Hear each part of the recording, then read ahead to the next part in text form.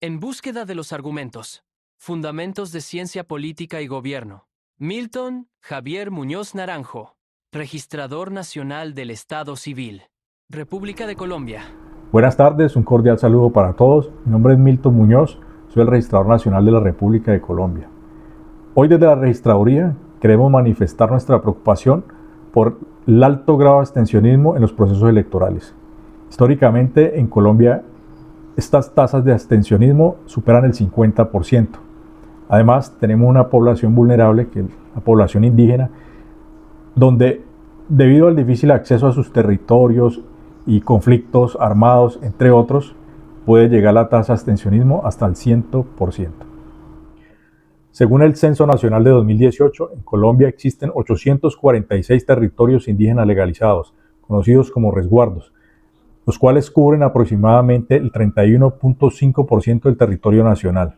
Esto equivale a unas 36 millones de hectáreas. Estos resguardos albergan cerca del 64% de la población indígena del país y asciende a 1.9 millones de personas, los cuales pertenecen a 115 pueblos indígenas diferentes. No hay datos precisos sobre el abstencionismo exclusivo en territorios indígenas de Colombia para 2025, pero se puede inferir que las tasas son probablemente más altas que el promedio nacional, que van desde el 40% al 60%. Esto debido a barreras geográficas, desconfianza en el sistema político y conflictos armados, como lo decía anteriormente. Tenemos regiones como Bichada que muestran un abstencionismo extremo que puede llegar al 100%. ¿Qué entiende usted por legitimidad? Para entender el concepto de legitimidad, vamos a hacer referencia de 5 autores. Ferrajoli, quien nos habla de la democracia garantista. Ruiz hace referencia al Estado Social de Derecho. Cadavid vincula los conceptos de poder, autoridad y sumisión. Dish trata la legitimidad desde el punto de vista del Estado como una organización política. Tocqueville nos habla de la legitimidad teniendo en cuenta la democracia como forma de vida. La legitimidad no se basa en el consenso popular, sino en el respeto a los derechos fundamentales. Distingue entre funciones políticas y funciones de garantía, donde la legitimidad judicial proviene de la verdad y la legalidad, no del consenso.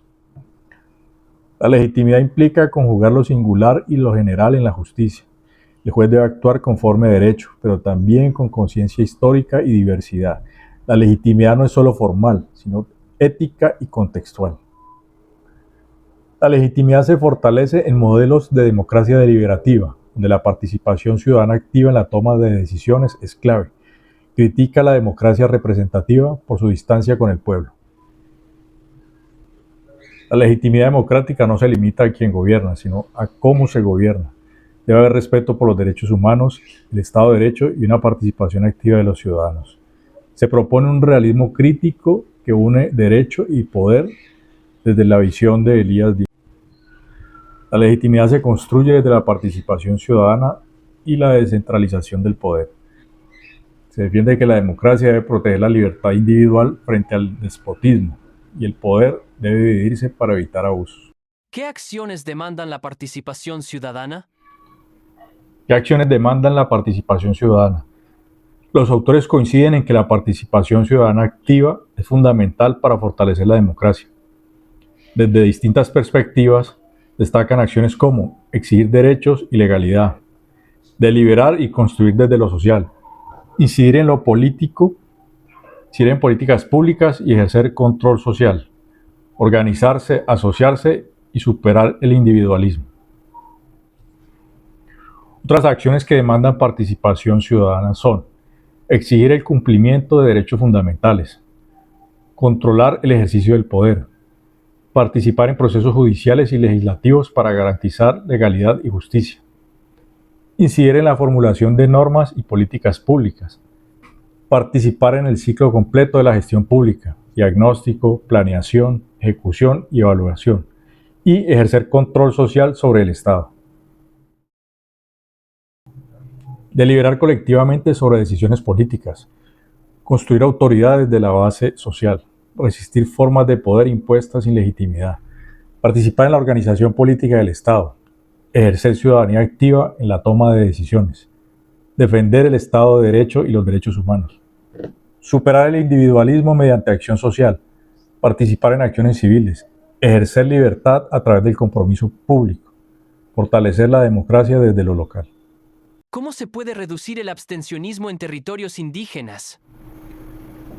Reducir el abstencionismo en territorios indígenas requiere un enfoque intercultural que respete la autonomía y las cosmovisiones de los 115 pueblos indígenas de Colombia.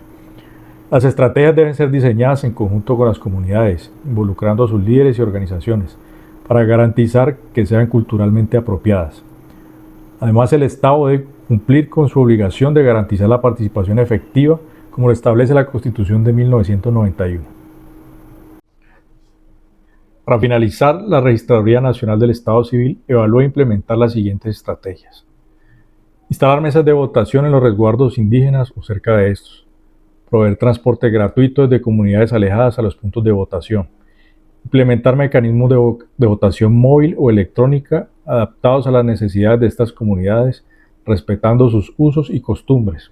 Desarrollar campañas de educación electoral en lenguas nativas, con materiales audiovisuales y escritos que expliquen el proceso de votación y la importancia de la participación.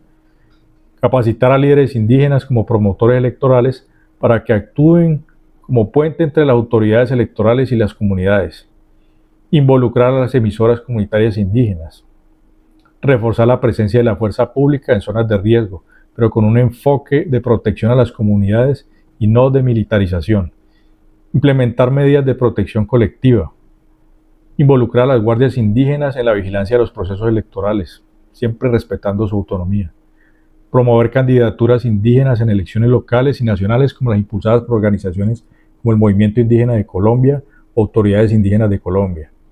Garantizar la implementación de escaños especiales para indígenas en el Congreso, como los establecidos en la Constitución de 1991, y ampliar esta representación en gobiernos locales. Diseñar agendas políticas que respondan a las necesidades indígenas, protección territorial, medio ambiente y derechos culturales. Integrar los procesos electorales nacionales con los sistemas de gobierno propio, respetando los usos y costumbres de cada comunidad, como lo establece el artículo 246 de la Constitución. Establecer espacios de diálogo entre las autoridades indígenas y la Registraduría Nacional para adaptar los procesos electorales a las dinámicas culturales de los pueblos. Promover programas específicos para mujeres indígenas que fomenten su liderazgo político y electoral. Inspirarse en iniciativas como los Consejos de Juventud del 2021, que buscaron involucrar a jóvenes en la política local, esto adaptándolo a contextos indígenas. Crear incentivos simbólicos o materiales para motivar la participación, como reconocimientos comunitarios o apoyo a proyectos locales. Implementar campañas que resalten la importancia del voto como herramienta de autodeterminación y defensa de los derechos indígenas, conectando con su lucha histórica por el territorio y la cultura. Mejorar la transparencia electoral, como se intentó tras los errores del preconteo de las elecciones legislativas de 2022. Involucrar a organizaciones indígenas en el monitoreo electoral para garantizar la legitimidad del proceso. Replicar estrategias de movilización exitosas como campañas que vinculen el voto con la protección de los derechos territoriales y culturales y asegurar que los candidatos aborden estas prioridades. Muchas gracias.